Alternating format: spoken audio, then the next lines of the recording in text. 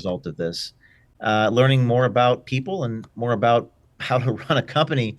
I spent, 14 years, 15 years building the credibility of an institution by year after year, day after day, doing what I felt was right. And I think it's important for people to do what's right, not what donors tell you to do or what advertisers tell you to do. And sometimes there's a lack of a distinction there.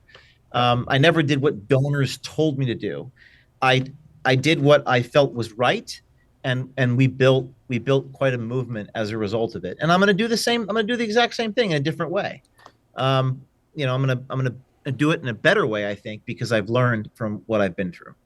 Fair enough. So you talk about credibility for a second. Why is it that liberal journalists are always so quick to try to discredit your stories?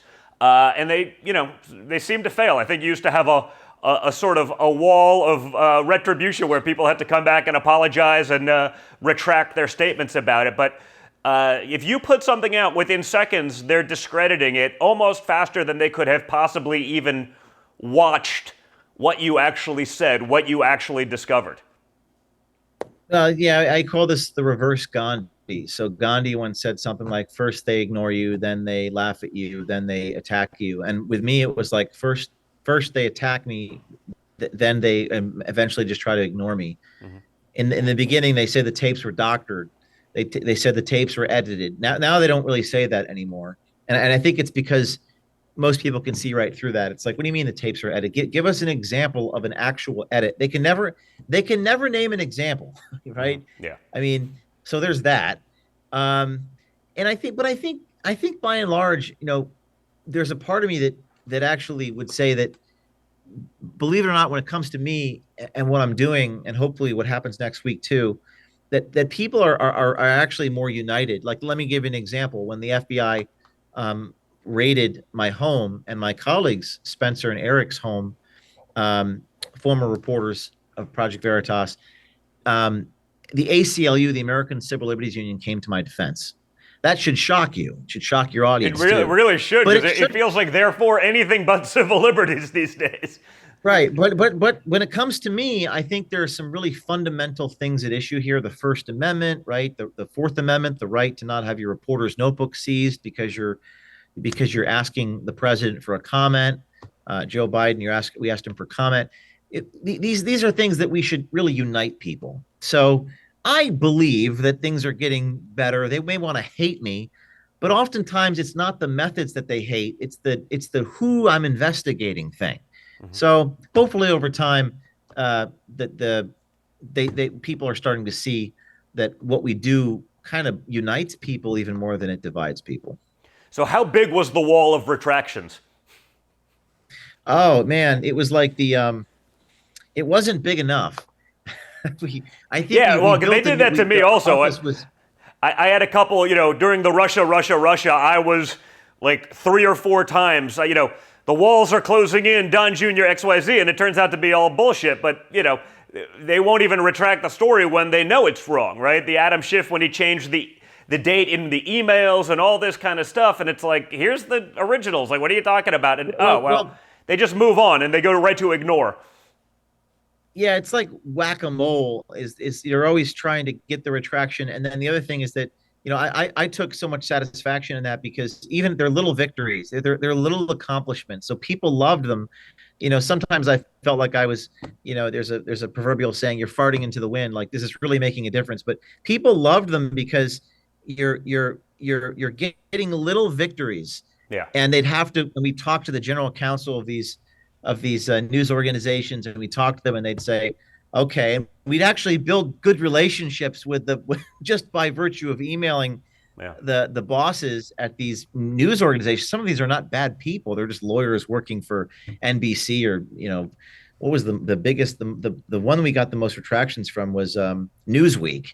I didn't even realize Newsweek still existed. I thought they got rid of their magazine. I guess They on the basically internet. don't. Yeah. They basically don't. And there was one time we got a retraction from I think it was a Newsweek guy or Daily Beast guy, one or the other. I can't tell the difference. And he was called a quote breaking news intern.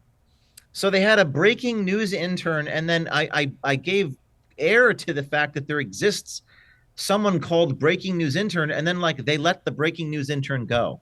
So Yeah. for me, it was like therapeutic to just get up in front of a camera for 10 minutes and do this, and I'll see how I'll continue this. But I think people are afraid of to report on my stories now because they're going to get a retraction request.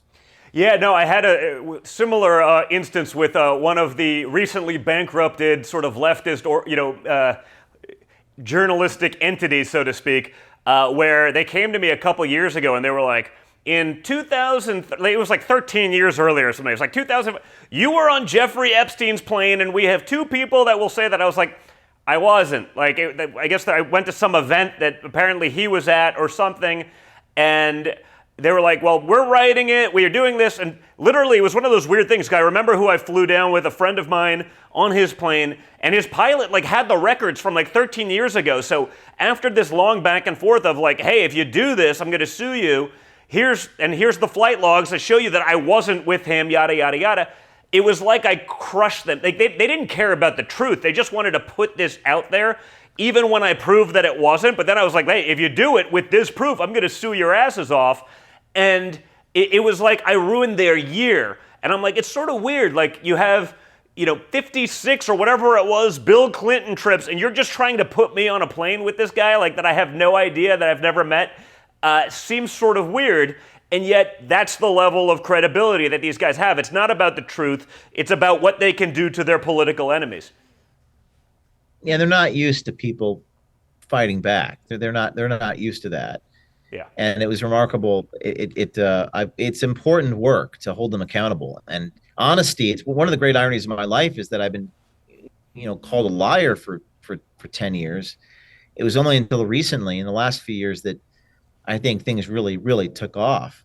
Yeah. But for 10 years of my life, I was defamed and targeted and attacked, just merciless stuff. I mean, you understand a lot of how that works. I promise you, James, if someone gets it, it's me. Trust me, I understand. People often say that I often like, it's not to be a victim, but I'm like, damn, like what I'm going through with these lawsuits and this, the diary thing with FBI, and they go, well, if you think you have it bad, you should talk to this other guy that was in the White House. But my point is, for 10 years, I was going through all that, and it was just remarkable how many retractions that I was able to obtain from the media. And I think I've made like one or two mistakes in my career, and they're on the website. I mean, one or two mistakes, and there weren't even big mistakes. They were like, I didn't wear the pimp costume in the video. I wore it in the B-roll, like, but I clearly presented myself as a pimp. So anyway, it's just crazy what's happening in our world. Up is down, left is right. It's black is white. It's just nuts. Yeah, I can't help but think that if it was like, the Don Jr. diary, you're obviously talking about the Ashley Biden diary and stuff like that. And I know you went through a lot of headaches with it. They've tried tying me into that one somehow as well, and all of this craziness. But I can't help but wonder, like, if it was mine and I said the things that she said in there, that it would be a really big story. It wouldn't be Secret Service trying to, get a hold of it and people trying to be arrested and all of this stuff. I think it would be front page news all over the world. It would never go away. It would be out there for a while. This was the, showering with dad things. Like, I think it'd be a real problem. And yet I saw what they tried to do to you with that. Again, like, they tried roping me into this one somehow. And, it just shows the hypocrisy at those high levels, not just of journalism, but the people actually enforcing it. Yeah, the question is, would they be rating New York Times reporters if a tipster sent them that information, and if they were trying to corroborate it? That's the question. Would they rate New York Times journalists like Adam Goldman, Mark Bazzetti, and Mike